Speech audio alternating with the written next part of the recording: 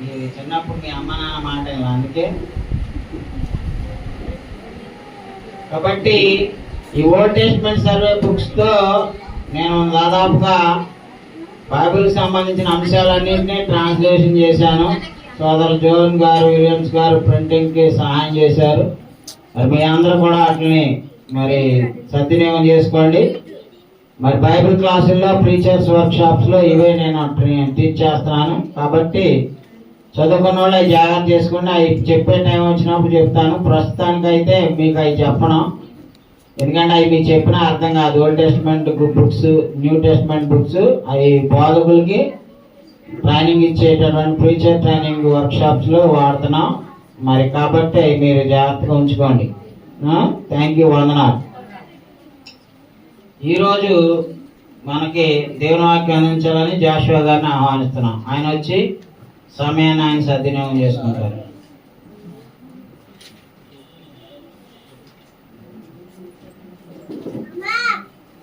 ముందుగా కూడి వచ్చిన మీ అందరికి నా హృదయపూర్వక వందనాలండి. అందరూ బాగున్నారా?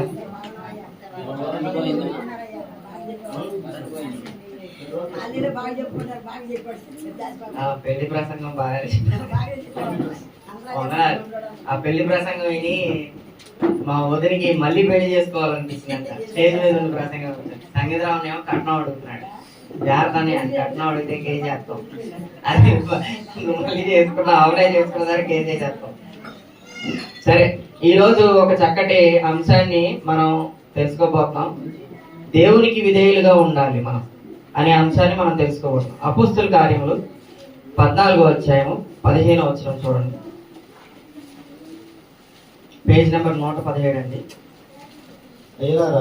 అయ్యలారా మీరు ఎందుకు ఇలాగ చేయుచున్నారు? మేము కూడా మీ స్వభావం అంటే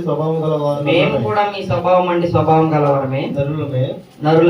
మీరు ఈ వ్యర్థమైన వాటిని విడిచిపెట్టి, చాలండి, ఏ వ్యర్థమైన వాటిని విడిచిపెట్టమంటున్నారు? 13వ వచనంలో చూసినట్లయితే, పట్టణంకు ఎదురుగా ఉన్న దుప్పెతి యొక్క పూజారి ఎడ్లను, పూదండలను ద్వారముల యొద్దకు తీసుకొని వచ్చి సమూహంతో కలిసి బలి అర్పింపవాలని ఉంటుంది. ఆ 13వ వచనంలో చూసినట్లయితే బలులు అర్పించాలని చెప్పి ఆ పూజారి రెడీ అయిపోయాడంట. అది చూసిన వాళ్ళకి 14వ వచనంలో ఏం చేశారంటే, వాళ్ళు తమ వస్త్రమును చించుకొని సమూహంలోనికి చొరబడి, అయ్యలార ఆ సమూహంలోనికి చొరబడి బట్టలు చింపేసుకున్నారంట. వీళ్ళు చింపుకొని ఏమంటున్నారంట, అయ్యలారా మీరు ఎందుకు ఇలాగ చేస్తున్నారు? మేము కూడా మీ స్వభావం అంటే స్వభావం గల నరులమే.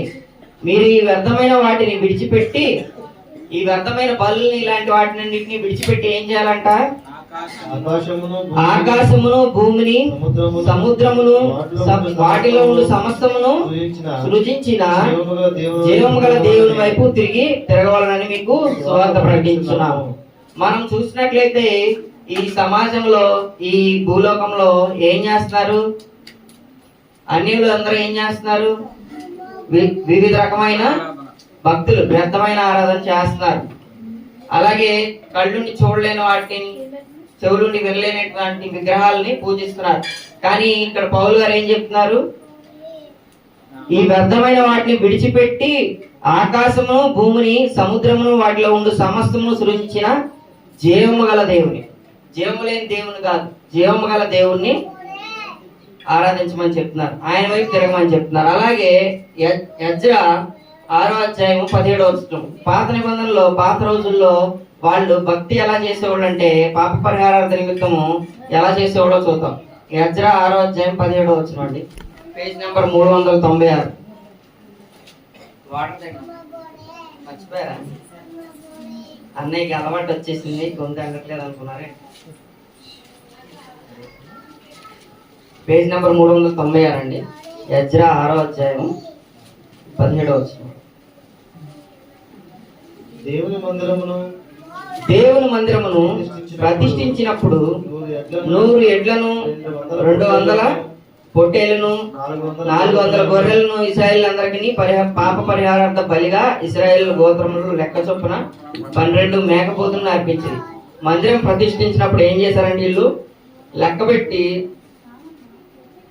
ఆ లెక్క చొప్పున 100 ఎడ్లను, 200 పొట్టేలను, 400 గొర్రె పిల్లలను ఇశ్రాయేల్ అందరికీ పాప పరిహారార్థ బలిగా ఇన్ని లెక్క పెట్టి మరి ప్రతిష్ఠించినప్పుడు బలి అర్పించారంట. ఇలాగ పాత నిబంధన కాలంలో జరుగుతూ ఉండేది. అలాగే 2 దినవృత్తాంతములు 7వ అధ్యాయం 5వ వచనం చూడండి. 364 అండి పేజీ నెంబరు. 2 దినవృత్తాంతములు 7వ అధ్యాయం 5వ వచనం చూడండి. రాజైన సొలొమోను 22,000 పశువులను 1,20,000 గొర్రెలను బలులుగా అర్పించారు. చాలండి. ఎన్ని అర్పించారంట? లెక్క పెడతాం. మనకి ఒక గొర్రె ఉంటే ఎన్ని వేలు సంపాదించుకోవచ్చు? ఇప్పుడు 10,000 మినిమం. ఒక దానికి ఇప్పుడు మటన్ వాల్యూ ఎంత ఉంది? 1000 రూపాయలు. మటన్ తెచ్చావా ఈ రోజన్నా? వదినా, మటన్ వాల్యూ ఎంత ఉంది? నాకు 3 వారాల నుంచి మా తమ్ముడికి పంపించిందంట. మామిడికి వేసి మటన్ 3 వారాల నుంచి ఊరిస్తుంది. నీకు పంపిస్తాను, ఈ రోజు సర్ప్రైజ్ ఇస్తాను. మరి తెచ్చిందో లేదు తెలియదు. అలాంటి మేకలు ఎంత వాల్యుబుల్? ఇప్పుడు ఏడపోసు కోసి పెడితే చాలు, భోజనాలు భక్తులు మామూలు నిండిపోరు జనాలు. ఏటపోతు మాంసం అంటే అందరికి అంత ఇష్టం. దాన్ని మళ్ళీ గోంగూర పోటీ పలు రకాలుగా వడ్డిస్తూ ఉంటాం. అలాగా ఇప్పుడు పాత నిబంధనలు ఎన్ని బలి ఇచ్చారంట చూడండి. 22,000 పశువులను 1,20,000 గొర్రెలను 1,20,000 అంట. 1-2 కాదు బలి అర్పించింది. అలాంటి బలులు అర్పిస్తూ పూజిస్తూ ఉండేవాళ్ళంట పాత నిబంధనలు. కానీ ఇప్పుడు ఏం కోరుకుంటున్నాడు దేవుడు? అపోస్తుల కార్యములు 17వ అధ్యాయము 25వ వచనం చూడండి. పేజ్ నెంబర్ 120 అండి. కొత్త నిబంధన పేజ్ నెంబర్ 120. అపోస్తుల కార్యములు 17వ అధ్యాయము 25వ వచనం. ఆయన అందరికీ జీవమును ఊపిరిని సమస్తమును దయచేవాడు గనక తనకు ఏదైనా కొదువై ఉన్నట్టు మనుషుల చేతులతో సేవింపబడవాడు కాడండి. ఆయనకి ఇప్పుడు ఏం అవసరం లేదంట. మనుషుల చేతులతో మనం ఏదో అర్పించి బలులు ఆయనకు అవసరం లేదంట. మనుషుల చేత సేవింపబడవాడు కాదంట. ఎందుకని? ఆయన ఏం దయచేశాడంట? అందరికి సమస్తమును, జీవమును, ఊపిరిని, ప్రాణమును దయచేసిన ఆయన మనకి ఏదైనా కొదువు చేశాడండి? మరి ఆయనకేమన్నా కొదువు ఉందా? ఏది కొదువు లేదు. మనుషుల చేతులతో ఈ విగ్రహాలతో కానుకలతో లేదా బలులు అర్పిస్తూ గొర్రెలు మేకలు ఎడ్లని అర్పించాల్సిన అవసరం లేదు. ఇప్పుడైతే మిమ్మల్ని ఎవరైనా డిమాండ్ చేస్తున్నారు ఇక్కడ గుడి ప్రతిష్ఠ చెప్పడం 22,200 ఎడ్లు దండి మేకలు దండి అని లేదు. ఆ క్రమం ఇప్పుడు లేదు. వాటిని దేవుడు కోరుకోవట్లేదు. దేవుడు ఏం కోరుకుంటున్నాడంట? రోమిలికి రాసిన పత్రిక 12వ అధ్యాయము 1వ వచనం చూడండి. కాబట్టి సహోదరులారా, పరిశుద్ధమును దేవునికి అనుకూలమైన సజీవ యాగముగా మీ శరీరములను, అంటే ఏంటి? ఇప్పుడు ఆయన ఎడ్లని వీటిని అడగటం మానేసి మన శరీరాలను బలిమంటున్నారా? కాదండి. సజీవ యాగముగా మీ శరీరంలో ఆయనకు సమర్పించుకున్నాడని దేవుని వాత్సల్యం బట్టి అదండి. మన శరీరాలను అంటే మనం చేసే శరీరంతో చేసే ప్రతి ఒక్క క్రియలు ఆయనకు తగ్గట్టుగా, ఆయనకు విధేయులుగా ఉండి ఆయనకు నచ్చిన పనులు చేయాలని చెప్పి దేవుడు కోరుకుంటున్నాడు. మనం అలాంటి క్రియలు చేస్తున్నామా? సజీవ యాగాలుగా మన దేహాన్ని సమర్పించుకుంటున్నామా? సజీవ యాగాలుగా సమర్పించుకోవడం అంటే ఏంటి? యాగాలు చేయటమా మన శరీరాలతో?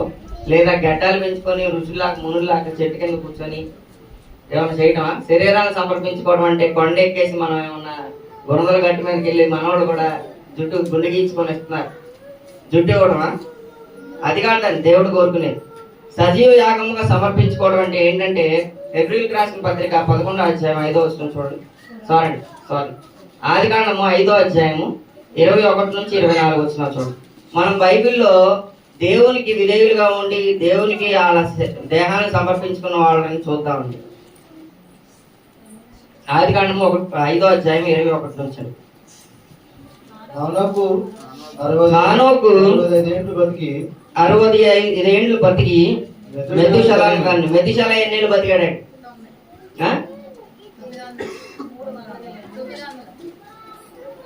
కొంచెం చెప్పండి. సండే స్కూల్ పిల్లలు మర్చిపోయారా? సండే స్కూల్ అవ్వట్లేదు అని చెప్పి. అది నేను అడిగింది అక్కడ హానోక్ గురించి కాదు, మెతుషల గురించి. బైబిల్లో హైయెస్ట్ ఇయర్స్ అందరికన్నా ఎక్కువ సంవత్సరాలు బ్రతికిన మనిషి ఎవరంటే బహుశా భూమి మీద కూడా ఆయనే.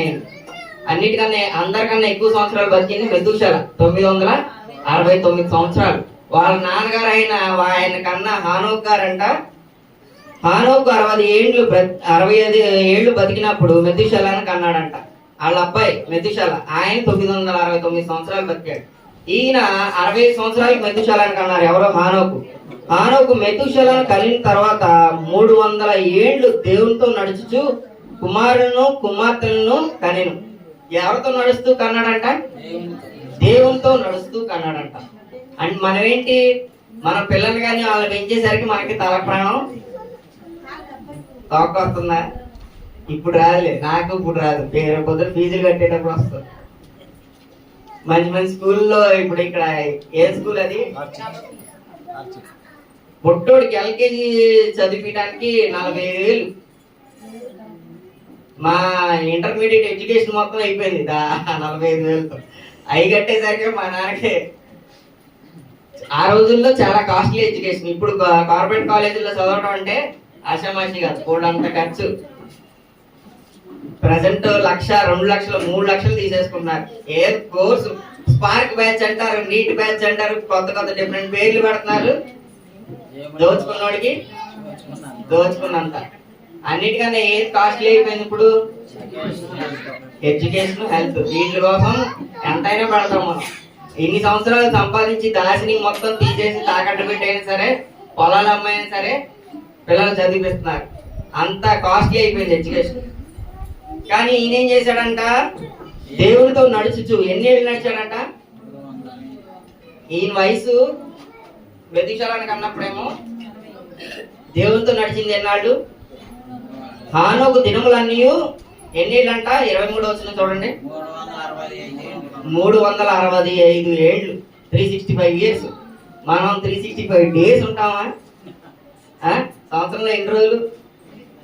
నేను న్యూ ఇయర్ లో ఒక టెస్ట్మెంట్ తీసుకున్నాం అనుకో, మనం నూతన సంవత్సరంలో ఈ సంవత్సరం నేను అబద్ధం చెప్పకూడదు, పోయిన సంవత్సరం ఈ తప్పులు చేశాను, న్యూ ఇయర్ రోజు ఈ టెస్ట్మెంట్, ఈ కవరెంట్ తీసుకున్నాను, ఈ అబద్ధం చెప్పకూడదు అనుకున్నాను అనుకో, మనం ఆ సంవత్సరం అంతా అబద్ధం చెప్పకుండా ఉండగలమా? ఒక రోజు గడిచితే ఎవరికి అబద్ధం చెప్పకుండా ఏదో ఒకటి చెప్తూనే ఉంటాం. ఏదో ఒకటి. సపోజ్ మనం 365 రోజులు ఈ సంవత్సరం ఈ తప్పు చేయొద్దు అనుకున్నాం అనుకో, ఏదో ఒక తప్పు అది చేయకోకుండా ఉండగలమా? ఉన్నావా? కానీ ఈయన ఎన్ని సంవత్సరాలు ఉన్నారంట దేవునితో కలిసి నడుస్తూ? హానోకు దినములన్నీ 365 ఏళ్ళు. హానోకు దేవునితో నడిచిన తర్వాత దేవుడు అతన్ని తీసుకెళ్ళిపోయింది కనుక అతడు లేకపోయింది. దేవుడు ఆయన్ని ఏం చేశాడంట? 365 ఏళ్ళు మొత్తం ఆయన దేవునితో నడిచినందుకు దేవుడు స్వయంగా ఆయన్ని తీసుకొని పోయాడంట. మనం ఉండగలమా అండి అన్ని సంవత్సరాలు? మన ఆయుష్ ఎంత?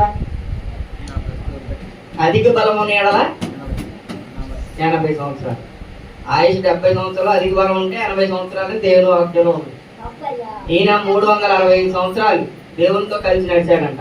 అలాంటి విశ్వాసం కలిగి మనం ప్రతి ఒక్కరూ ఉండాలని దేవుడు కోరుకుంటున్నాడు. సజీవ యాగంగా ఆయన దేహాన్ని సమర్పించుకున్నాడు. అందుకే ఏ తప్పు చేయకోకుండా, ఏ పాపం చేయకోకుండా ఆయన విశ్వాసాన్ని బట్టి ఆయన ఏం చేయబడ్డాడు? దేవునితో పాటు కొనిపోబడ్డాడు. అలాగే ఈయన గురించి హెబ్రీయులకు రాసిన పత్రిక 11వ అధ్యాయము 5వ వచనం చూడండి, పేజ్ నెంబర్ 207 అండి, కొత్త నిబంధన. ఆ విశ్వాసం ద్వారా మాట్లాడుతున్నాను, విశ్వాసమును బట్టి హానోకు మరణము చూడకున్నట్లు కొనిపోబడెను. అతడు కొనిపోబడక మునుపు దేవునికి ఇష్టడై ఉండేనని సాక్ష్యము పొందెను. కాగా దేవుడు అతన్ని కొనిపోయిన కనుక అతడు కనపడలేదు. అతను ఏమైనాడంట? దేవునికి ఇష్టడై ఉన్నాడు. అంటే ఏంటి? ఏమన్నా బరులు అర్పించాడా? మేకను కోసాడా? ఎట్లనే అర్పించాడా? ఏం చేశాడంట? దేవునితో పాటు కలిసి నడిచాడు. మనం నడుస్తున్నావా? దేవునికి ఇష్టడుగా జీవిస్తున్నావా? మనం ఆదివారం వస్తే మన నడక ఎటే వెళ్తున్నాయి? ఆదివారం వస్తే, సెలవు వస్తే చాలా మంది నడక బార్ వైపు వెళ్ళిపోతుంది ఎంజాయ్ చేయటానికి, లేదా ఏ సినిమానో, ఏ వంటలో, ఏ ఫ్రెండ్స్తో షికార్లో, ఏ ట్రిప్ కావాలంటారు. కానీ మన నడక ఎటువైపు నడుస్తుంది? హానోకు లాంటి నడక మనం నడుస్తున్నాం, దేవునితో కలిసి నడుస్తున్నావా? అలా నడుస్తున్నాం కాబట్టి మనం అందరం ఇక్కడ కూడుకుని ఉన్నాం. కానీ ఇక్కడికి వచ్చిన తర్వాత ఎంత బాగా నడుస్తున్నాం. ఇక్కడికి వచ్చింది ఎన్నింటికి, మనం ఎన్నింటికి వస్తున్నాం అండి. ఆరాధన ఎన్నింటికి అనుకున్నాం? ఎంత టైం ఎంతమంది కరెక్ట్ చెప్తారు చెప్పండి. ఎంత ఆరాధన ఎన్నింటికి తెలీదా? మీరు వచ్చినప్పుడు మొదలనుకుంటున్నారా? అయ్యగారు ఎట్టాగా వచ్చేదాకా పాటలు పాడుతూ ఉంటారు, గొంతు అరిగేదాకా చిలిమంది మరియమ్మ గారు పాడతారు, లేకపోతే గొంతు అరిగేదాకా ఈ పిల్లలు పాడతారులే. అయ్యగారు ఎలాగో మేము వచ్చే టైం అందరు గుడ్డింటిన తర్వాత ప్రసంగం స్టార్ట్ చేస్తాం అనుకుంటున్నారా? అలా ఉంది మన వరకు. ఒకవేళ నడుచుకుంటూ వచ్చినా సరే టైంకి రాము, ఒకవేళ టైంకి వచ్చినా సరే మనకి పాడటానికి గొంతు రాదు. మా డాడీ మొన్న ఫీల్ అవుతున్నారు, ఇక్కడే స్టేజ్ మీద చెప్పారు, కుర్రోళ్ళలో పాటలు పాడటానికి స్టేజ్ మీదకి వచ్చి పాటలు పాడేవాళ్ళు లేరని చెప్పి ఫీల్ అవుతున్నాను. నాకు అనిపించింది నేను వచ్చేది 2 పాటలు పాడదామని, మళ్ళీ నేను ప్రసంగం చెప్పాలని దాక్కున్నా. కుర్రోళ్ళు ఎంతమంది ఉన్నారండి పాటలు పాడేవాళ్ళు? బైబిల్ చదివేవాళ్ళు ఎంతమంది ఉన్నారు? దేవునితో కలిసి నడుస్తున్నాం మనం? నడవట్లేదండి. యవనస్తులు బాగా నేర్చుకోవాలి, ఇంకా పాటలు పాడాలి. అక్కడ చూస్తుంటే ఎవరన్నా వచ్చి పాడేవాళ్ళు కూడా కనపడట్లే నాకు.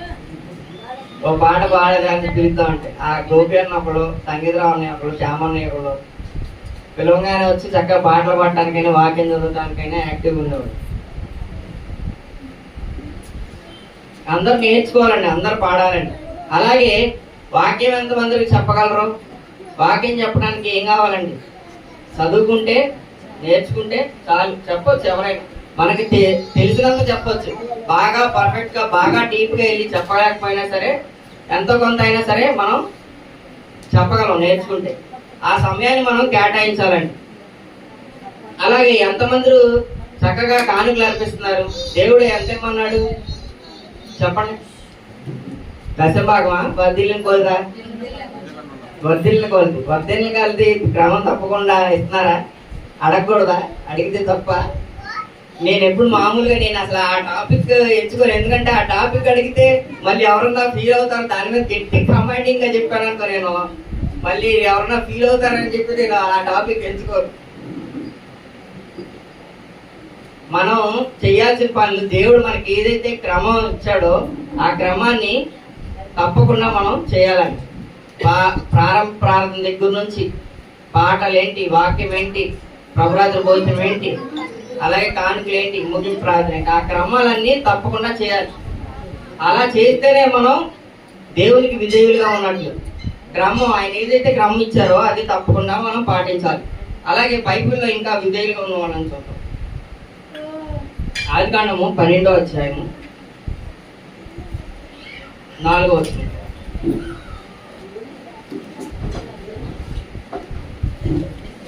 వాళ్ళ బాటిల్ ఇచ్చారమ్మా, తాగినట్టు చదవండి. యెహోవా అతనితో చెప్పిన ప్రకారము అబ్రహాము వెళ్ళెను, లోతు అతనితో కూడా వెళ్ళెను. చాలు. ఆదికాండం 12వ అధ్యాయము 4వ వచనం అండి. యెహోవా అతనితో చెప్పిన ప్రకారము అబ్రహాము వెళ్ళెను, లోతు అతనితో కూడా వెళ్ళెను. అబ్రహాము హారాను బయలుదేరినప్పుడు 75 ఏళ్ళు కలవాడు. ఎంత అండి అబ్రహాము వయసు? 75 ఏళ్ళు. అలాగే ఆదికాండం 25వ అధ్యాయం 7వ వచనం చూడండి. 25వ అధ్యాయము 7వ వచనం.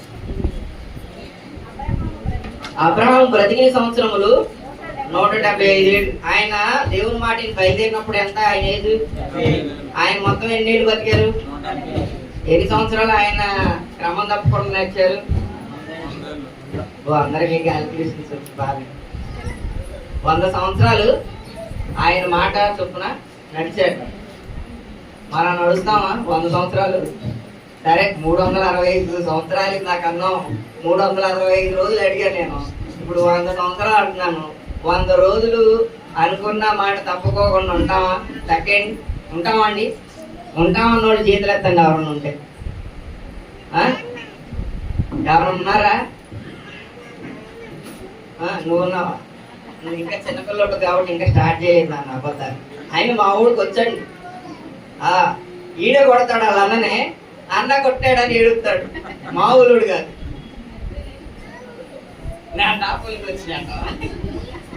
నేను అలా కాదండి, నుంచో తల్లి తినేవాడు. మా డాడీ మా తమ్ముడిని నన్ను ఇద్దరిని పరిగెత్తించి కొడదామని చెప్పి పరిగెత్తేవాడు. నేను మా డాడీ ఎక్కడ పడిపోతాడని చెప్పి నేను అక్కడ నుంచొని తల్లి తినేవాడు. మా డాడీని పరిగెత్తించి ఒక రోజు మా తమ్ముడిని పట్టుకోలేక మా డాడీ జారి పట్టాడు.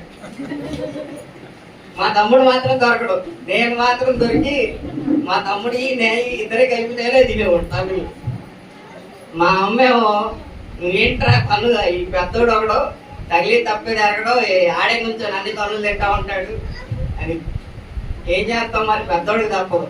ఆడు చేసినా సరే నాకే తల్లు పడి, నేను చేసినా నాకే పడి. ఏమండి, అబ్రహాము ఎన్ని సంవత్సరాలు ఉన్నాడంట అండి? 170 సంవత్సరాలు బతికాడు. 100 సంవత్సరాలు దేవునికి విధేయుడుగా నడుచుకున్నాడు. మనం ఉంటాము 100 రోజులు? ఉంటున్నామా? ఏదన్నా నియమం పెద్ద అయ్యగారు పెట్టారు అనుకోండి, సపోజ్ అందరు ఖచ్చితంగా 10:30 కల్లా రావాలన్నారనుకో, వస్తారా? 100 ఆదివారాలు వస్తారా?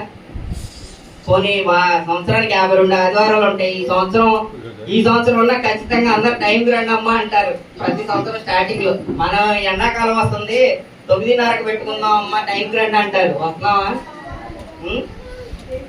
చిన్న క్రమాలనే మనం పాటించకపోతే ఎలాగండి? మీకేమైనా డిఫికల్ట్ టాస్క్ ఏమైనా ఇస్తున్నారా? వచ్చేసరికి 100 కంఠస్థ వాక్యాలు అప్పు చెప్పాలి. వచ్చే వారం వచ్చేసరికి 119వ కీర్తన మొత్తం అప్పు చెప్పాలి. 119వ కీర్తనలు ఎన్ని వచనాలు ఉన్నాయండి? అంత డిఫికల్ట్ చూడండి. 119వ కీర్తనలు ఎన్ని వచనాలు ఉన్నాయి? 176 వచనాలు అనుకుంటా. అన్నిటికన్నా ఎక్కువ వచనాలు ఉన్న అధ్యాయం అదేనండి. 176 వచనాలు ఉన్నాయి. ఇదేమన్నా అప్పచెప్పమన్నారా ఎవరన్నా? లేదుగా. డిఫికల్ట్ టాస్క్ ఏమన్నా ఇచ్చారండి? ఏమంటున్నారు? అందరు క్రమం తప్పకోకుండా ఆరాధన టైంకి రండి, అందరూ చక్కగా పాటలు పాడండి, అందరూ వాక్యం వినండి, అందరు టైంకి వదిలిపెడుతున్నారు. చక్కగా టైం మాత్రం వదలాలి. టైం వదలకపోతే మాత్రం కోపాలు వచ్చేస్తాయి. ఈ అయ్యగారు పావుగంట ఎక్కువ చెప్పాడు అనుకో కోపం వస్తుంది. పావుగంట ముందు మాత్రం రారు ఎవరు. అబ్రహాము 100 సంవత్సరాలు నడిచాడండి. అలాగే మనం కూడా 100 సంవత్సరాలు. దేవుడు మనకి ఇచ్చిన ఆయుష్కాలం ఎంతో మనకు తెలియదు.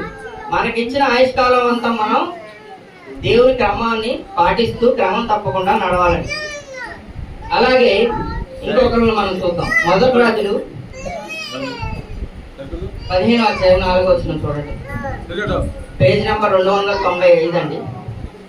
1 రాజులు 15వ అధ్యాయం 4వ వచనం.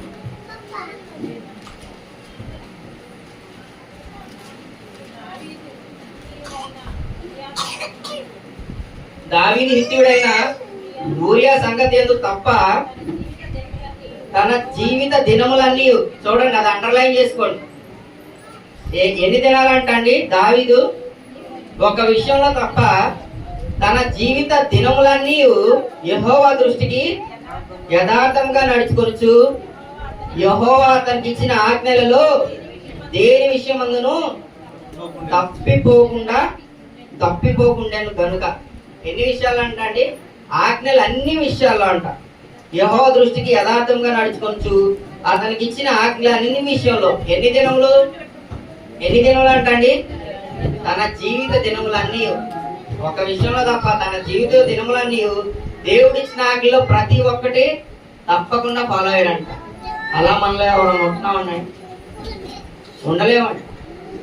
మనం న్యూ ఇయర్ కి ఫస్ట్ రోజు తీసుకున్న నియమాలనే పాటించలేకపోతున్నాం. మా ఆఫీస్ లో ఒకడు ఉన్నాడు, ఆయనకి బాప్తిజం తీసుకోమని అలా ఆవిడ ప్రెషర్ పడుతుందంట. సరే తీసుకుంటానని ఒప్పుకున్నాడు. బాప్తిజం తీసుకుంటానని ఆయన ఒప్పుకుంటే ఆయనకి అలా సువార్థికుడికి అసలు ఎలాంటి సువార్థికులు ఉన్నారంటే భూమి మీద, ఆడు నాకైతే మీ పాస్టర్ గారు ఎక్కడ ఉన్నాడు చెప్పా, నేను ఇల్లు కొట్టాలి నేను అర్జెంట్గా అన్నాను. అంత కోపం వచ్చిందండి నాకు. ఎందుకంటే బాప్తిజం ముందు వాళ్ళ ఆవిడ కన్విన్స్ చేసి బాప్తిజం తీసుకోవాలంటే ఈయన కన్విన్స్ అయ్యాడు. ఎప్పుడయ్యా అంటే బాప్తిస్మం తీసుకుంటాను, ఎప్పుడు తీసుకున్నావు అంటే ఈ నెల 27వ తారీఖు అన్నారని చెప్పి నాకు 20 రోజుల క్రితం చెప్పాడు. ఈ నెల 27వ తారీఖు ఏంటో ఆ డేట్ ఎందుకు ఫిక్స్ చేసావు? నువ్వు మారుమనసు పొంది అంగీకరించావు కదా, నువ్వు దేవుని యాక్సెప్ట్ చేస్తున్నప్పుడు బాప్తిస్మం ఇవ్వాలి కదా, అది అయ్యగారి డ్యూటీ కదా అంటే అయ్యగారి పుట్టినరోజు అంటండి. ఆ రోజు అందరికి 10 మందికి బాప్తిసం. అయ్యగారి పుట్టినరోజు ఏంటి, నీకు ఆ రోజు బాప్తిసం ఏంటయ్యా బాబు? రక్షణ దేవుడి ఉచితంగా ఇచ్చాడు. ఉచితంగా నువ్వు ఎప్పుడైతే ఒప్పుకున్నావో, నువ్వు ఎప్పుడైతే అంగీకరించావో ఆ రోజు తక్షణమే వెళ్తా దారిలోనే బాప్తిసం ఇచ్చాడు లేదా? మరి వెంటనే తక్షణం ఇవ్వాలని చెప్తుంది. ఈ రేపు ఏమవుతుందో తెలియదు, ఏ యాక్సిడెంట్ అవుతుంది ఏమవుతుందో తెలియదు, ఏ రోజు ఏమవుతుందో. నువ్వు అర్జెంట్ బాప్తిసం తీసుకోవాలంటే మా ఆవిడేమో ఆయన దగ్గరే తీసుకోమంటుంది, ఆయన 27వ తారీఖు ఇస్తాను అంటున్నాడయ్యా. భలే ఉన్నారా బాబు అంటున్నాను. అలాంటి సువార్థికులు ఉన్నారండి, అలాగ తప్పు దారిలో నడిపించే. ఇప్పుడు బాప్తిసం దగ్గరే ఇలా నడిపిస్తున్నాడు. మరి అలాంటి విశ్వాసిని ఆత్మని సరిగ్గా పరలోకానికి చేరుస్తారండి? అలాంటి సువార్థికులు ఉన్నారండి. మేమేమో ఇక్కడ పొందటరు అని మొత్తుకున్న పొందుకోండి. ఒక్కొక్కరికి 10 సార్లు 20 సార్లు చెప్పాలి, ఎప్పుడుకో పొందుతారు. ఇవ్వడానికి రెడీగా ఉండి ఎప్పుడంటే అప్పుడే, ఏ టైం అంటే ఆ టైం అంటాడు. పెద్దయ్య గారు బాప్తిసం పొందనందానికి ఆయన వాళ్ళ ఇంట్లో అన్నం తిందని వెళ్ళిపోతాడు.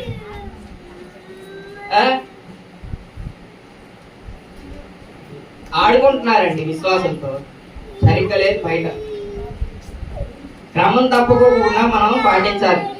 ఈ దావీదు ఎలాగైతే తన జీవిత కాలం అంతా దేవుడిచ్చిన ఆజ్ఞలన్నింటినీ గైకొన్నాడో అలాగే మనం అలాంటి విశ్వాసం కలిగి దేవునికి విధేయులుగా ఉండాలి. మనం ఇప్పటికి ఎంతమందిని మాదిరిగా చూసాం? హానోకు, అబ్రహాము, దావీదు ఎన్ని దినాలు ఉన్నాడు? మరి అబ్రహాం ఎన్ని సంవత్సరాలు ఉన్నాడు? 100 సంవత్సరాలు. ఇంకా హానోకు పర్లేదు అయితే అంటున్నారు. 4-5 అప్పు చెప్తున్నారు. మామగారు మిమ్మల్ని కూడా అడుగుతా. మొదటి రాజులు 15వ అధ్యాయం 4వ వచనం చూస్తాం కదా. కీర్తన గ్రంథము 146వ కీర్తన 1 నుంచి 4 వచనం, పేజ్ నెంబర్ 528 అండి. యెహోవాను స్తుతించుడి, నా ప్రాణమా యెహోవాను స్తుతించుము, నా జీవిత కాలమంతయు నేను యెహోవాను స్తుతించెదను. ఆయన ఏమంటున్నారండి? నా జీవిత కాలమంతయు నేను యెహోవాను స్తుతించెదను అన్నాడు. మా చిన్నోడు జస్టిన్ ఉన్నాడు, గ్రేసోళ్ళ అబ్బాయి, అంత చక్కగా పాడుతున్నాడు. ఆ చిలక పలుకులతో లెక్కింపలేని స్తోత్రంలో అని పాట పాడతంటే అది ఎంత ఎనసొంపుకుందో. నేనన్నా అరే ఏదో ఒకటి చూసి మీ తమ్ముడు కూడా పాట నేర్పించరా అన్న. మా వాడు 1, 2, 3 అని అడుగుతాడు కానీ పాటలు మాత్రం నేర్చుకోవట్లా. బాగా నేర్పించారండి, చాలా చక్కగా పాడుతున్నాడు. వచనాలతో సహా పాడుతున్నాడండి. అంత చిన్నపిల్లోడు. మనం గుర్తుంచుకుంటామండి వచనాలు, మనం చూడకుండా పాడతామా? మా అక్క స్టేటస్ పెట్టింది నిన్న. భలే పాడుతున్నాడు వచనాలతో సహా మొత్తం. మనమేమో చూసి పాడటానికే మనం తప్పులు చదువుతాం అని చదువుకున్నాడే స్టేజ్ ఎక్కగానే స్టేజ్ ఫీల్ వచ్చేస్తుంది. దేవుని పనికి మనం వాడాలండి. దేవుడు మనకి ఇచ్చిన స్వరం, అదే మనం దేవునికి చూపించే విధేయత. ఇక్కడ ఏమంటున్నాడంటే ఆయన, నా జీవిత కాలమంతయు నేను యెహోవాను స్తుతించెదను, నేను బ్రతుకు కాలమంతయు నా దేవుని కీర్తించెదను. అదండి మనం ఎంతకాలం కీర్తించాలి? నా జీవిత కాలమంతయు నేను బ్రతుకు కాలమంతయు. అలా కాకుండా మనం ఇంకెవరినో నమ్ముకుంటే ఏమవుతుందంట? కింద వచ్చినాలో చూడండి. రాజుల చేతనైనను నరుల చేతనైనను రక్షణ కలగదు, వారిని నమ్ముకొనబడి. మనం ఏదో పెద్ద హీరోలో లేకపోతే రాజకీయ నాయకులను నమ్ముకుంటాం. వాళ్ళు ఏం చేస్తారు మనకి? మా అయితే ఎవడన్నా గొడవ కొత్తే మనలో 1 గొడవలో 2 గొడవలు కాపాడతారు. కానీ మనకి రక్షణ ఇవ్వగలరా? ఇవ్వలేరు. వాళ్ళు మనకి ఏమి ఇవ్వలేరంట? వారిని నమ్ముకొనబడి వారిని మీకు రక్షణ ఇవ్వలేరు. వారిని నమ్ముకొని వారి ప్రాణము వెడలిపోవును, వారు మంటి పాలవును. ఈ భూమి మీద ఎవడో 4-5 సపోర్ట్ ఉంటే ప్రతోడు గొప్పడు అయిపోతున్నాడు. కానీ వాళ్ళు కూడా ఏమవుతారు? ఒకరోజు వాళ్ళు కూడా మంటి పాలవుతారు. వాళ్ళు నరులే. వాళ్ళు ఏమన్నా చచ్చిపోతే ఏమన్నా సువాసన వస్తుందా? యాక్సిడెంట్ వాసన వస్తుందా? పాకు వస్తుందా? ఏ ఫ్లేవర్ రాదు. వాళ్ళు చనిపోయిన వచ్చేది ఫుల్ వాసనే. మట్టిలోకి వెళ్ళిపోతారు, బూడిద అయిపోతారు. వాళ్ళు వెళ్ళిపోతారు, వాళ్ళు మట్టి పాలవురు. వారి సంకల్పమును నాడే నశించును. వాళ్ళ సంకల్పాలు మనం ఎవరినైతే రాజులు హీరోలు అని చెప్పి వాళ్ళకి సపోర్టింగ్ ఉంటామో వాళ్ళు కూడా మనల్ని ఎవరో రక్షించలేదు. రక్షించగలిగేది ఎవరో? నిజమైన దేవుడైనా ఎవనికి యాకోబు దేవుడు సహాయుడగునో, ఎవడు తన దేవుడని యెహోవా మీద ఆశ పెట్టుకున్నో వాడు ధన్యుడు. ఆయన ఆకాశమును భూమిని సముద్రమును దానిలోని సర్వమును. అదండి, మనం ఎవరి మీద దృష్టి ఉంచాలండి? వీటిలన్నింటి మీద ఎందుకయ్యా మనసు ఉంచుతున్నారు అని గొడ్డలు చింపుకొని ఏడుస్తున్నారు వాళ్ళు. ఎవరిని పూజించాలంట? సమస్తాన్ని సృజించిన దేవుని మాత్రమే మనం నమ్ముకోవాలి. ఆయన మాత్రమే మనం పూజించాలి, ఆయన్ని ఆరాధించాలి. ఈ భూమి మీద ఉన్న వాటిని, భూమి మీద ఉన్న నరుల్ని, భూమి మీద ఉన్న విగ్రహాలని, మట్టి విగ్రహాలండి, వాటి మీద మనం మనసుంచకూడదు. వాళ్ళ వెంబడి కూడా మనం వెళ్ళకూడదు. వాళ్ళ వెంబడి మనం వెళ్తే ఏమవుతాం? వాళ్ళు ఎలాగ నాశనం అయిపోతారో మనం కూడా అలాగే నశించిపోతాం. అలాగే కీర్తనలు అయిపోయింది కదా. లోకాసు వార్త 1వ అధ్యాయము 5 నుంచి 6 వచ్చినారు చూడండి. పేజ్ నెంబర్ 49 అండి, కొత్త నిబంధన. కీర్తన గ్రంథం లోకాసు వార్త 1వ అధ్యాయము. యూదయ దేశపు రాజైన హేరోదు దినములలో అబియా తరగతిలోనున్న జకర్యాను ఒక యాజకుడిని, అతని భార్య అహరోన్ కుమార్తెల్లో ఒకతే. ఆమె పేరు ఎలిజబెత్. జకర్యా అని ఒక దంపతులు ఉన్నారంట. వాళ్ళిద్దరు ఏం చేస్తారంట? వీరిద్దరు ప్రభు యొక్క సకలమైన ఆజ్ఞల చొప్పునను న్యాయ విధుల చొప్పునను నిరపరాధులుగా నడుచుకొనొచ్చు దేవుని దృష్టికి. అదే ఎన్ని ఆజ్ఞల్లో ఉన్నారంట? సకలమైన ఆజ్ఞల్లో న్యాయ విధుల చొప్పున నడుచుకొనొచ్చు నిరపరాధులుగా ఉన్నారంట దేవుని దృష్టికి. ఇంకా ఈ కప్పులు చాలా రోల్ మోడల్ అండి ప్రతి ఒక్క హస్బెండ్ అండ్ వైఫ్. అన్ని ఆజ్ఞలను గైకొంటూ, అన్ని విధులను గైకొంటూ దేవుని దృష్టికి నీతిమంతులుగా ఉన్నారు. అలాగ ఉన్న దంపతులు ఉన్నారా? ఉన్నారండి. ఉన్నవాళ్ళు ధైర్యం చేయొద్దండి ఒక కప్పులు. అసలు కపుల్స్ ఎక్కడ ఉన్నాయి? భర్త వస్తే భార్యాడు, భార్య వస్తే భర్తరాడు. నడిపించుకోవాలండి, ఒకరినొకరు నడిపించుకోవాలి. ఒకరినొకరు సకలమైన ఆజ్ఞలు, దేవుడు ఏవైతే ఆజ్ఞలు అని ఇచ్చాడో ఆ ఆజ్ఞలన్నింటినీ గైకొంటూ ఆయనకి విధేయుడిగా ఉంటే దేవుడు మనల్ని ఖచ్చితంగా ఆ కుటుంబాన్ని దీవిస్తాడు. అలా కాకుండా ఎప్పుడు కలహాలు ఉన్నాయనుకోండి, ఆ కుటుంబం ఎప్పటికీ వర్ధిల్లదు. మన హస్బెండ్ అండ్ వైఫ్ రిలేషన్స్ లోనే కలహాలు ఉన్నాయనుకోండి, రేపు పొద్దున్న పిల్లల్ని చక్కగా నడిపించగలమా? దేవుని విధులను గైకొంటూ సకలమైన ఆజ్ఞలు గైకొని ఆయన ఆజ్ఞలుగా అనుసరించి మనం నడుస్తూ ఉంటే రేపొద్దున మన పిల్లలు ఆటోమేటిక్ గా నడుస్తారు. అప్పుడు ఒక కుటుంబం అంతా భక్తులైంది. ఆ కుటుంబం నుంచి ఇంకా ముందొచ్చే కుటుంబాలు, ముందొచ్చే తరాలు కూడా ఎదుగుతాయి. అలా పెద్దయ్య గారు నేర్పించబట్టే కదండి ఈ రోజు ఇంత సంఘం అయింది. వాళ్ళ అమ్మగారి దగ్గర నుంచి ఆయన నేర్చుకున్నారు. ఆయన దగ్గర నుంచి ఆదామయ్య గారు, మళ్ళీ ప్రభుదాసయ్య గారు అక్కడ నుంచి మాకు, అక్కడ ఇమ్మానుయేల్ కూడా మంచి సువార్త ప్రకటిస్తారు. ఇన్ని సంఘాలు అభివృద్ధి పరచబడ్డాయంటే ఒక వ్యక్తి చక్కగా ఆజ్ఞలు గైకొంటూ భక్తిగా దేవుని భక్తిలో, ఆ కొడుకే మా పెద్దయ్య గారే వాళ్ళ అమ్మని తాగొచ్చి ధన్యవాడంట ప్రార్థనకి వెళ్తున్నాను. దేవుడు వదులుతాడండి? ఆయన పట్టుకున్నాడు. ఆయన ఒకరిని పట్టుకుంటే ఎంతమంది రక్షింపబడ్డారు, ఎంతమంది దేవుని సన్నిధిలోకి వచ్చారు.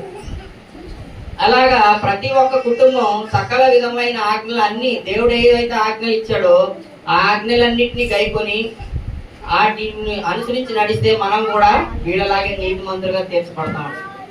మనం ఆజ్ఞలుగా అనుసరించుకోకుండా 365 రోజులు లేదా 100 రోజులు ఏదో ఒక నియమం పెట్టుకొని, లేదా ఈ వారం నుంచి వచ్చే వారం దాకా ఈ రోజు నేను ఈ వాక్యం విన్నాను, సో నాలో ఈ తప్పులు ఉన్నాయి, నేను కనీసం ఒక 1 వీక్ అయినా సరే ఈ తప్పుని చేయకోకుండా వాటిని రెక్టిఫై చేసుకొని దేవుని ఆజ్ఞ అనుసరించి జీవించాలనుకొని మనం తీర్మానం చేసుకొని అడుగు బయట పెట్టాలి. మన నడక ఇక్కడ దాకా అయితే వస్తుంది, కానీ ఇక్కడ నుంచి వెళ్ళేసరికి ఆ నడక సరిగ్గా ఉంటుందో లేదో మనం చూసుకోవాలి. మనం చేసే ప్రతి ఒక్క పనిని మనం రెక్టిఫై చేసుకోవడానికేనండి. దేవుని మందిరానికి వచ్చి మనం నేర్చుకుంటున్నామా? ఆ నేర్చుకున్న దాన్ని మన లైఫ్ లోకి ఇంప్లిమెంట్ చేయాలి. ఈ చెవిలో నుంచి ఈ చెవిలో నుంచి వదిలేసాం అనుకో, ఇన్నంతసేపు బాగానే ఉంటది. అబ్బా అయ్యగారు బాగా చెప్పాడు, మేము బాగా వాక్యం మంచి మంచి వచనాలు తీశాడు, మంచి మంచి వాల్యుబుల్ మాటలు వినేసాం, వెళ్ళిపోయాం. అది కాదండి, మనం విన్నదాన్ని ఎప్పుడైతే మన జీవితంలో మనం చేసే పనులు అవలంబించుకుంటామో అప్పుడే ఆ విత్తనం మొలకెత్తుతుంది. అది మన చెట్టుగా మారి మన జీవితంలో అభివృద్ధి మార్పు ఉంటుందండి. మన వినోదులు వేస్తే దానివల్ల ఉపయోగమే ఉండదండి. మనం అప్పుడు ఏ విత్తనం అవుతాం? మంచి నెల నాటిన విత్తనం అవుతామా, రాత్రి నెల వినోదులు వేస్తే ఏమవుతాం? ఫలాలు రావండి. అలాగే యోహాను సువార్త 4వ అధ్యాయము 32 నుంచి 34 వచనాలు చూడండి. పేజ్ నెంబర్ 83 అండి, కొత్త నిబంధన.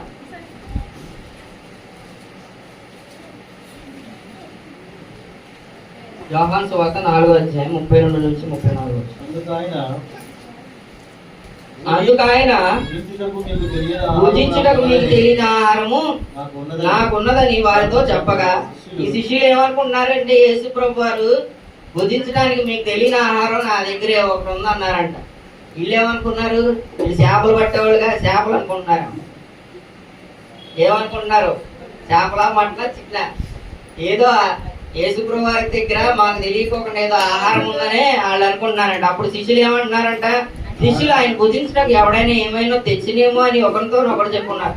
మాకు తెలియకుండా ఈ యేసుప్రభు గారికి ఎవరు ఏదో ఆహారం ఇచ్చినట్టున్నారు, అందుకే ఆయన చెప్తున్నాడు భుజించడానికి నాకు దగ్గర ఒక ఆహారం ఉందని చెప్తున్నాడు అనుకుంటున్నారు. కానీ ఆయన దగ్గర ఉన్న ఆహారం ఏంటండి?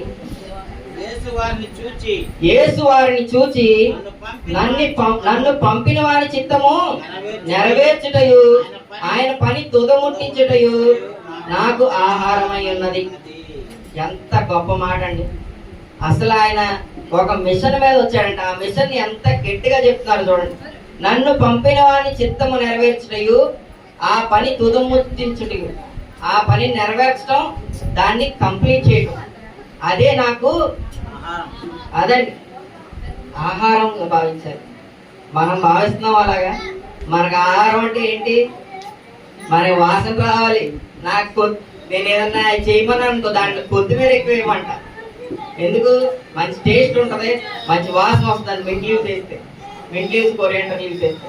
మనకు ఆహారం అంటే మనం ఈ భూ సంబంధమైన వాటి మీదే మనకు ఉంటుందండి. కానీ ఈయనకి ఆహారం ఏంటంట? ఆహారం తినటం వల్ల ఏమొస్తుంది? ఎనర్జీ వస్తుంది, బలం వస్తుంది. ఆ బలం ఏంటిదంటే ఈయనకి ఆయన బలమే ఆయన తీసుకున్న టాస్క్. ఆ టాస్క్ ని కంప్లీట్ చేయడమేనంట. మళ్ళీ ఒకసారి చదవండి. నన్ను పంపిన వారి చిత్తము నెరవేర్చుటయు ఆయన పని తుదముట్టించుటయు నాకు ఆహారమై ఉన్నది. ఆ టాస్క్ చేయటం వల్ల ఆయనకి ఏమన్నా రివార్డ్ వచ్చిందండి? ఏ టాస్క్? ఏ పని మీద వచ్చారు ఆయన? మనం ఏదన్నా పని చేస్తున్నామంటే మనకి ఒక ప్రతిఫలం ఉండాలి. పొద్దున సాయంత్రం దాకా కష్టపడ్డామంటే మనకి 500 600 కూలీ వస్తుందంటే, లేదా ఉద్యోగం నెలంతా చేస్తే నెల తర్వాత శాలరీ వస్తుందంటేనే మనం కష్టపడతాం. కానీ ఈయనకేమొచ్చింది? ఆ టాస్క్ ఏంటిదండి? మన పాపాల నిమిత్తమై మరణించడం. ఆయనకి ఇచ్చిన టాస్క్ అది. నన్ను పంపిన వాని పని తుదముట్టించడం. ఆయన అదే టార్గెట్ గా పెట్టుకున్నాడు. మనం అలా పెట్టుకుంటున్నామండి ఎవరన్నా టార్గెట్? పెట్టుకోవాలండి. ఆయన పని నేను ఈ రోజు ఇది చేయాలనుకుంటున్నాను, ఇది కంప్లీట్ చేయడమే నా టాస్క్ అని చెప్పి పెట్టుకోవాలి. ఎంతమంది చేస్తున్నారండి దేవుని పనిలో? అలాంటి టాస్క్స్ ఎవరైనా తీసుకున్నారా? నేను ఇది చెయ్యాలనుకుంటున్నాను, నేను ఇది చేస్తాను అని ఏమైనా టాస్క్ పెట్టుకున్నారా? చెప్పండి. అయితే ఒకటి చెప్పండి. తలకాయ ఇవ్వరు కాబట్టి చెప్పాల్సిందే. మామూలుగా అయితే అడిగేవాడు కాదు. తలకాయ ఇవ్వరు కాబట్టి చెప్పాల్సిందే. నేనైనా తీసుకున్నాను. నేను ఒక టాస్క్ తీసుకున్నా. ఆ పని తొదుడు ముట్టించేంత వరకు నేను నిద్రపోకూడదని ఒక టాస్క్ తీసుకున్నా. ఏంటి? దేవుడు నాకు మంచి ఉద్యోగం ఇచ్చాడు, నేను చక్కగా హ్యాపీగా బతకొచ్చు. నెలకు 1,00,000 పైన వస్తుంది, హ్యాపీగా బతకొచ్చు. కానీ నేను మాత్రం ఒక టాస్క్ తీసుకున్నా. ఏంటిదంటే, ఎలాగైనా సరే ఒక 50 మందికైనా సరే ఆర్ఫనేజ్ హోమ్ పెట్టాలి. 50 మంది అనాథ పిల్లల్ని తీసి వాళ్ళని చదివించి వాళ్ళ ప్రయోజకులు చేసి, మా డాడీ ఏదైతే పాటలు కుర్రోళ్ళు పాడట్లేదని ఫీల్ అయ్యారో ఆ కుర్రోళ్ళని తయారు చేయాలి. అది నా మిషన్. అది చేసేంత వరకు నేను నిద్రపోకూడదని డిసైడ్ అయిపోయా. అందుకే మా ఆవిడ గోల్డ్ తాకట్టు పెట్టి నేను ఆడిట్లకి వెళ్ళి రాత్రి మగళ్ళు 2 3 దాకా పనిచేసి సేవింగ్స్ చేసిన డబ్బులన్నీ తీసి చిన్న బిజినెస్ స్టార్ట్ చేశాను. అది అభివృద్ధి చెందితే దాని నుంచి వచ్చే ప్రతి ఒక్క రూపాయి నేను ఆ ఆర్ఫనైజ్ హోమ్కి ఇవ్వాలని చెప్పి నేను డిసైడ్ చేసి ఆ టాస్క్ తీసుకున్నాను. అది అయ్యేంత వరకు నేను నిద్రపోకూడదని చెప్పి మా డాడీ అన్నాడు, నువ్వేంట్రా ఈ ఉల్లిపాయలు చెత్తపండి ఏంట్రా అని చెప్తున్నాడు. నీకేంటి, నువ్వు చక్కగా ఏసీలో కూర్చుంటే ఏసీలో పండుకున్నా సరే నాకు చేతపోతుంది, పండుకుంటే ఊరుకోరలే కానీ తంతారులే కానీ పడేసి. కానీ నేను ఒక టాస్క్ తీసుకున్నాను. ఆ టాస్క్ అయ్యేంత వరకు నేను నిద్రపోతానులే కానీ ఖచ్చితంగా దాన్ని చేయాలని ఒక డిటర్మినేషన్తో ఉన్నాను. ఎన్నో సంవత్సరాల నుంచి అనుకుంటున్నాను కానీ చేయలేకపోతున్నాను ఏ పని. ఇప్పుడు అక్కడెక్కడో ఉండి చేయలేకపోతున్నాను కాబట్టి ఇక్కడ ఉండి దగ్గర ఉండి చేసుకోవచ్చు అని చెప్పి నేను ధైర్యంగా ఎందుకు చేశానంటే మన సంఘస్థులందరూ మనతో పాటు ఉన్నారు. మనం స్టార్ట్ చేస్తే ఖచ్చితంగా అభివృద్ధి చెందితే ఇంకో నలుగురికి సహాయం చేయొచ్చు. అది పాసిబుల్ ఇంపాసిబుల్ అనేది దేవుని చిత్తం. నేను అనుకున్న థాట్ కరెక్టే కాబట్టి నేను అందుకే ఆ బ్యానర్ మీద పై వచ్చిన ఒక్కటే పెట్టాను. ఏంటిది? ఆ బ్యానర్ చూసినట్టయితే నన్ను బలపరచువని అంతే నేను, అది ఆయనే బలపరుస్తాడు. మనం అనుకున్న పని కరెక్ట్ అయ్యి మనం అందరూ నీతిగా చేసాం, దేవుడే మనల్ని బలపరిచి ఆ సమస్తాన్ని మనం అనుకున్న కార్యాలన్నింటినీ నెరవేరుస్తాడు. దేవుడు సహాయం చేస్తాడు ఖచ్చితంగా. మనం దానికోసం కష్టపడితే మనం అనుకున్న పనికి దేవుడు ఖచ్చితంగా మనకు తోడుగా ఉండి మనల్ని దీవిస్తాడు, మనల్ని అభివృద్ధి పరుస్తాడు. అలాగా ప్రతి ఒక్కళ్ళకి తోడుంటాడండి. మీరు ఏ పనైనా అనుకోండి, దేవునికి మనం దేవుని ఆజ్ఞలను అనుసరించి జీవిస్తూ ఆయన ఇచ్చిన కట్టడాలను గైకొంటే ఆయన ప్రతి ఒక్కరిని దీవిస్తారు, మనల్ని ఇంకొకరికి సాయం చేసేటట్టు చేస్తాడు.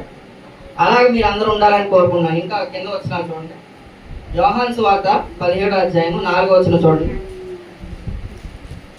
యోహాను సువార్త 17వ అధ్యాయము. చేయుటకు నీవు నాకు ఇచ్చిన పనిని నేను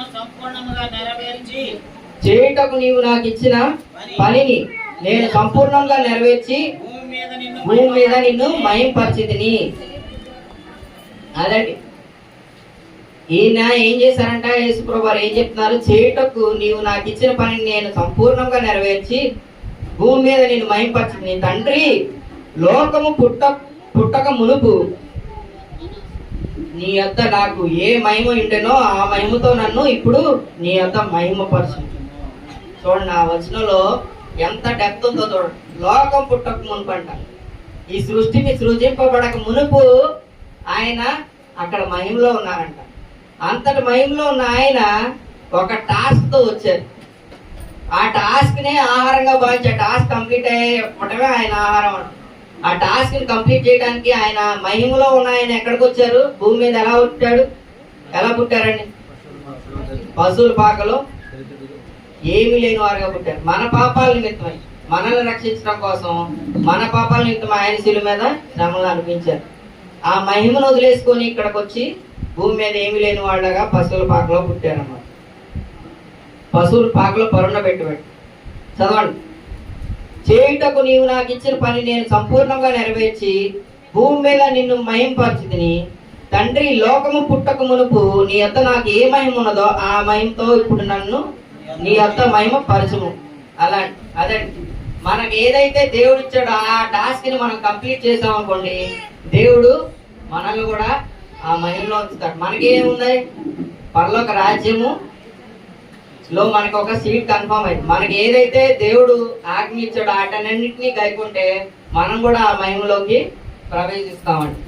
అలాగే ఏప్రిల్ రాసిన పత్రిక 10వ అధ్యాయము 5 నుంచి 8 వచనాలు చూడండి.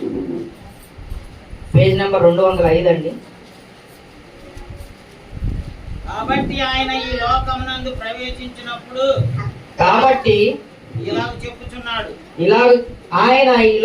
ప్రవేశించినప్పుడు ఇలాగ చెప్పుచున్నాడు, బలియు అర్పణయు నీవు కోరలేదు గాని నాకొక శరీరం అమర్చితివి, పూర్ణ హోమములను పాప పరిహార బలులను నీకు ఇష్టమైనవి కావు. ఆయనకి ఏమి ఇష్టమైనవి కావంటండి?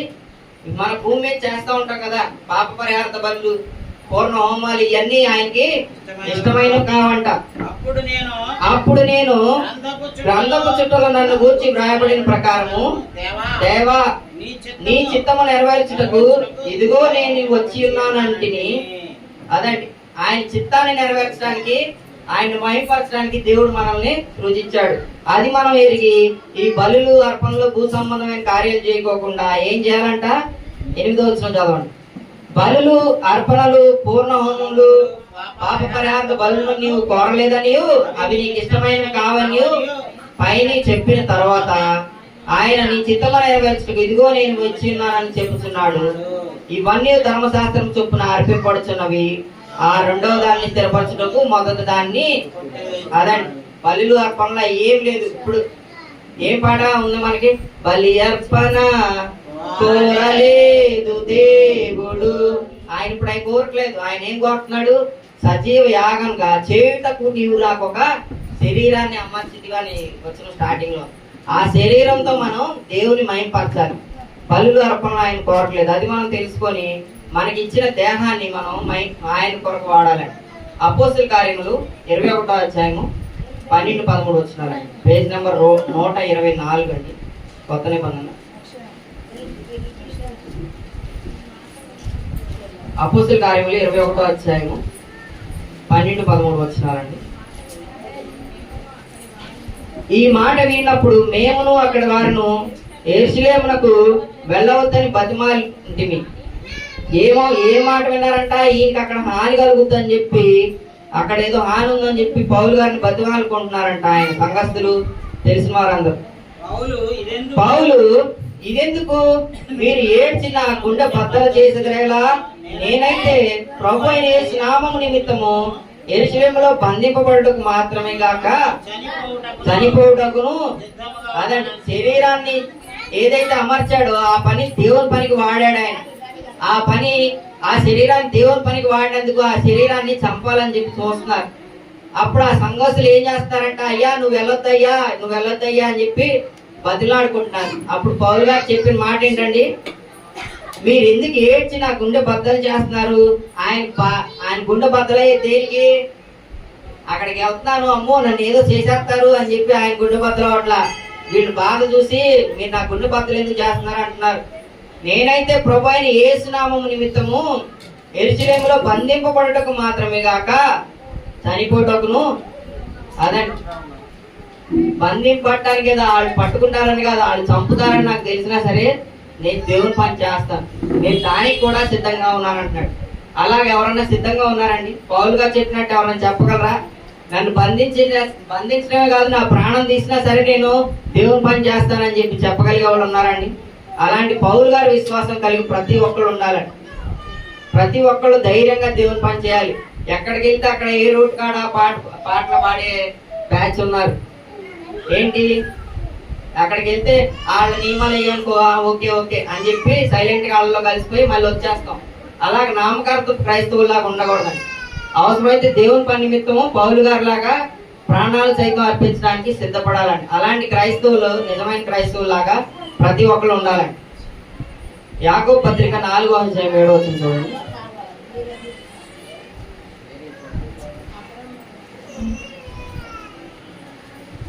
యాకోబు పత్రిక 4వ అధ్యాయం 7వ వచనం, పేజ్ నెంబర్ 212 అండి. కాబట్టి దేవునికి లోబడి ఉండుడి, అపవాదిని ఎదురించుడి, అప్పుడు వాడు మీ ఎద్ద నుండి. అదండి మనం ఎవరికి లోబడి ఉండాలంట? మనం సృష్టిని సృజించిన దేవునికి లోబడి ఉండాలి. మనకేమన్నా లోటు చేశాడండి? ఏమి చేయలేదు, అన్ని సమృద్ధిగానే దయచేశాడు. మనకి ప్రాణమును జీవమును ఊపిరిని అన్ని సమస్తాన్ని దయచేశాడు మన కోసం. చక్కగా టైంకి ఋతువులు మారుతూ ఉంటాయి, ఏ కాలానికి ఆ కాలం ఋతువులు మారుతూ ఉంటాయి. వర్షం కురుస్తుంది, ఎండాకాలంలో ఎండ వస్తుంది. చక్కగా మనం తినడానికి మంచి మంచి టేస్ట్ ఫ్రూట్స్ వస్తూ ఉంటాయి. ఎప్పటికప్పుడు ఈ సృష్టిలో మనకి మంచి మంచి ఆహారం దొరుకుతుంది. ఈ సృష్టిని అంతటిని మన కోసం సృజించాడు. సృష్టిని ముందు సృజించాడా మానవుని సృజించాడా? దేవుడు ముందు సృష్టిని మొదట 6 దినాలు సృజించి ఆ తర్వాత విశ్రాంతి తీసుకున్నాడు. ఫస్ట్ సృష్టిని సృజించిన తర్వాత దేవుడు మానవుని తయారు చేశాడు. ఆ సృష్టిని మన కోసం తయారు చేశాడు. ఈ సృష్టిలో ఉన్న ఫలాలంతటిని మనం పొందుకుంటూ మనం ఏం చేస్తాం? దేవునికి లోబడుతున్నావా, అప్పాదికి లోబడుతున్నావా? దేవునికి లోబడుతున్నాం కాబట్టి ఇక్కడికి వస్తున్నాం. ఇక్కడ నుంచి బయటికి వెళ్ళిపోయిన తర్వాత ఏం చేస్తున్నాం? అబద్ధాలు చెప్తాం. మళ్ళీ మామూలు లైఫ్ అబద్ధాలు చెప్తాం, ఆ పని చేస్తాం, ఈ పని చేస్తాం, మన ఇష్టానుసారంగా లోకానికి అనుసారంగా జీవిస్తూ ఉంటాం.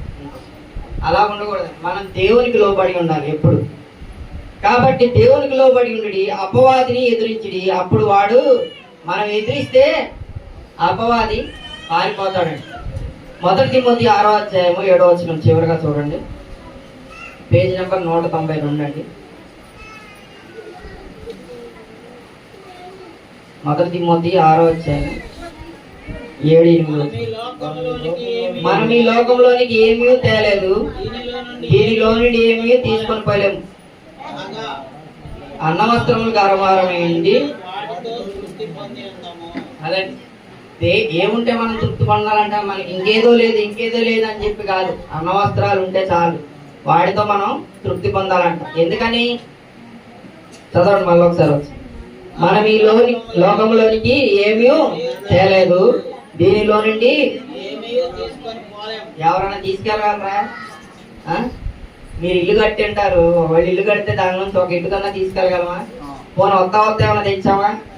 పోతా ఏమైనా తీసుకెళ్తామా? తీసుకెళ్తాం. మనం చేసిన క్రియలు మన వెంట వస్తాయి. అవే మనకి మనం ఎక్కడ ఉండాలనేది డిసైడ్ చేస్తాయి. మనం మెడలో వేసుకునే గోల్డ్ తీసుకెళ్ళలేము, వాటికి ఉండే పిన్నీసులు కూడా తీసుకెళ్ళాం. ఎవరైనా తీసుకెళ్ళగలరా? చిన్న పూచికి పొలనైనా సరే మనం తీసుకెళ్ళాం. ఏమీ తేలేదు కాబట్టి ఏమీ తీసుకొని పోలేము. మన క్రియలు మాత్రమే మన వెంట వస్తాయి. కాబట్టి మనం చేసే ప్రతి ఒక్క క్రియ దేవునికి అనుగుణంగా ఉండి మనం దేవునికి విధేయులుగా ఉండాలి. అలాంటి విధేయులుగా ఉంటారని నేను ఆశిస్తున్నాను. ఇంతవరకు వాక్యం మీ అంతగా ఉన్నాను.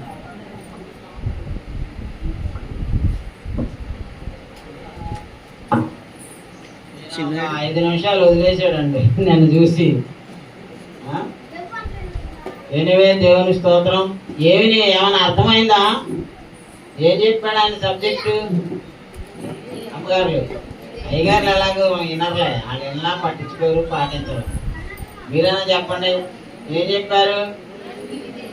దేవునితో నడిచిన వారి గురించి చెప్పారు. దేవునితో ఎవరెవరు నడిచారో చెప్పారు. హానోకు, అబ్రహాము, దావీదు, జకర్యా, ఎలిజబెత్, ఇంకా ఆదిమ క్రైస్తవులు, అపోస్తలులైన పౌలు గారు. అవునా?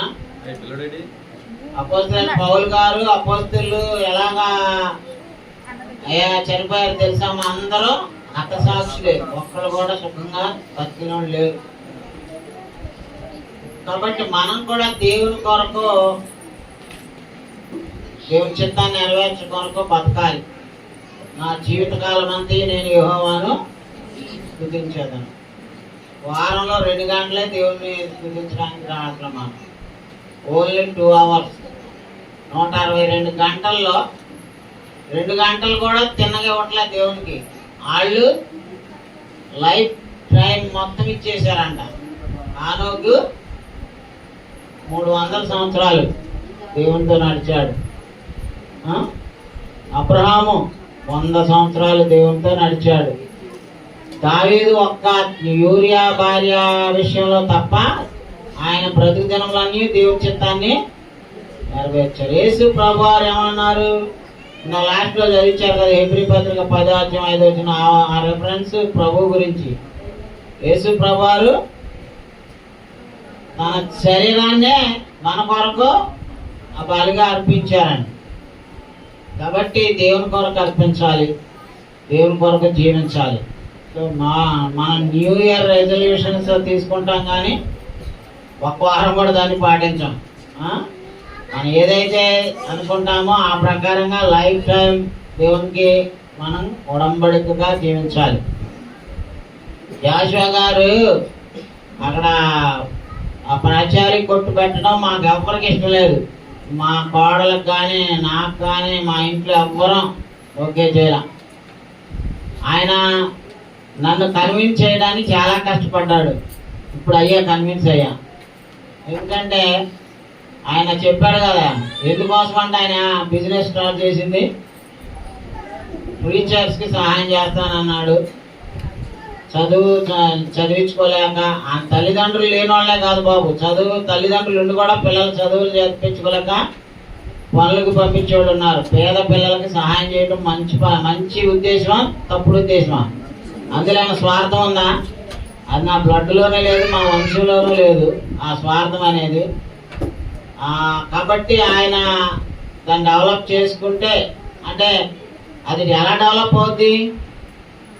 ఏదో మహేష్ వాళ్ళు, ఈ సంగీతరావు వాళ్ళు, ఇదిగో శైలజ గారు వీళ్ళే, సిహెచ్కేలో వీళ్ళే వస్తున్నారు. మిగతా వాళ్ళు అందరూ ఎక్కడ వాళ్ళు అక్కడే కొనుక్కుంటున్నారు. మన డబ్బుని అన్యులకి, విగ్రహారాధికులకి కొట్టులో కొనమాకండి. దైవుని బిడ్డ ఒక మంచి ఉద్దేశంతో కొట్టు ఓపెన్ చేశాడు. అక్కడ రేట్ తక్కువే, మళ్ళీ తెలుసా? డిమార్ట్ రేట్ కంటే కూడా తక్కువకి వేస్తున్నాడు జాషువా. ఎందుకంటే ఆయన రాజస్థాన్ అవన్నీ వెళ్ళి పర్చేజ్ చేసి తీసుకొస్తున్నాడు. డిమార్ట్ లో కంటే కూడా తక్కువ రేటుకి మీకు దొరుకుద్ది. కావాలంటే అక్కడ కంటే ఇక్కడ రేట్ ఎక్కువ ఉందని చెప్పండి, అంతకంటే ₹1 తక్కువగా తీసుకుంటాడు. మీ అందరు నేను కోరేది ఒకటే, ఆయన మంచి ఉద్దేశంతో ఏర్పాటు చేశాడు కాబట్టి మహేష్ వాళ్ళు వీళ్ళు ఇచ్చేటమే కాదు, మీరు అందరూ ఇవ్వండి ప్రోత్సాహం. నేనే సంవత్సరానికి 1,00,000 పైన పెట్టుకోండి తెలుసా. నెలకు 10,000 మా ఫ్యామిలీ పచారీ కోట్ల అప్పు ఉంటుంది. నెలకు 10,000 15,000 ఉంటుందండి. అంటే నేను 35 ఏళ్లలో ఎంత పెట్టినట్టుంటా?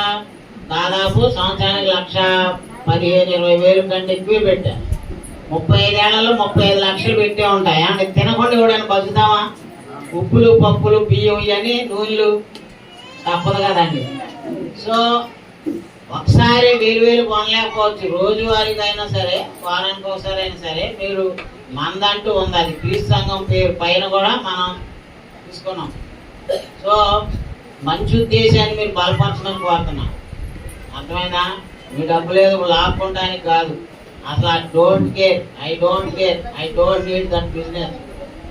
కాకపోతే మనం అన్యులు ఎందుకు బాగు చేయాలి, అన్యులు ఎందుకు పెట్టాలి, అది గుర్తుపెట్టుకోండి. మీరు ఎలాగో మన అందరం అవన్నీ నిత్యావసర వస్తువులే. కాబట్టి ఆయన ఒక మంచి ఉద్దేశంతో అన్నాడు. దాన్ని డెవలప్ చేద్దాం, దాని కొరకు ప్రార్థన చేయండి. ఎక్కడో ఉన్న గుడివాళ్ళు వాళ్ళ తోడోళ్ళు క్రాకర్ షాప్ పెడితే భూషే గారు ఇక్కడ పెట్టాడండి స్టేటస్. నాకు ఆశ్చర్యం వేసింది. అంటే వాళ్ళకి అంత ప్రేమ, వాళ్ళ అనుబంధం అలాంటిది. అవునా కాదా? మరి మీరు ఒక్కళ్ళు కూడా జాషువాకి ఎంకరేజ్మెంట్ ఇవ్వట్లా, ప్రోత్సహించట్లా. చెప్పండి, మనం దేవుని పని వాడతాం. అన్ని దేవుడి డబ్బులు కనుక వాళ్ళ విగ్రహాలకి ఇస్తారు, తీసుకెళ్ళి తిరుపతిలోనో ఎక్కడో తగలబెడతారు. అదే దేవుని బిడ్డల దగ్గర డబ్బులు ఉంటే ఎక్కడ వాడతాం? ఏమా ఈ పనికి దేవుని పనికి వాడతాం. ఇంకో క్యాలెండర్లు కావాలంటే 12,000.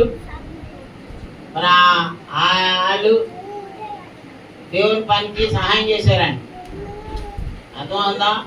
ఊళ్ళంతా దేవుని పని చేయడానికి ప్రోత్సాహకరంగా ఉంటుంది. కాబట్టి మీరు ఒక మంచి ఉద్దేశంతో బిడ్డ కష్టపడుతున్నాడు కాబట్టి మనందరం ప్రార్థన చేద్దాం. ఆయన షాపులోనే నిత్యావసర వస్తువులు కొందాం, తీర్మానించుకోండి. అర్థమవుతుందా? మీకే లాభం మీకు. సో నేను ఆ విషయం ఈ ఒకసారి చెప్తే ఇంకెప్పుడు దీని గురించి చెప్పను కూడా. ఎందుకంటే ఆయన ఇవ్వాలా, ఆర్ఫనేజ్ పెట్టాలని, పేదవాళ్ళకి సాయం చేయాలనే ఉద్దేశంతో నేను కష్టపడుతున్నాను అన్నాడు కదా. మంచిదే, మనందరం కూడా దానికి సపోర్ట్ చేద్దాం, ప్రార్థన చేద్దాం. ఆయన ఉద్దేశాలు అయితే వ్యర్థమైపోతాయి. అది దేవుని చిత్తంలో ఉందనుకో, అది నెరవేరుతుంది. సో మనం దేవుని బిడ్డలం కనుక దేవుని పని చేద్దాం. దేవుని పని చేసే వాళ్ళని, దేవుని పనికి ఇచ్చే వాళ్ళని మనం ప్రోత్సహిద్దాం. థ్యాంక్ యూ, వందనాలు. రండి.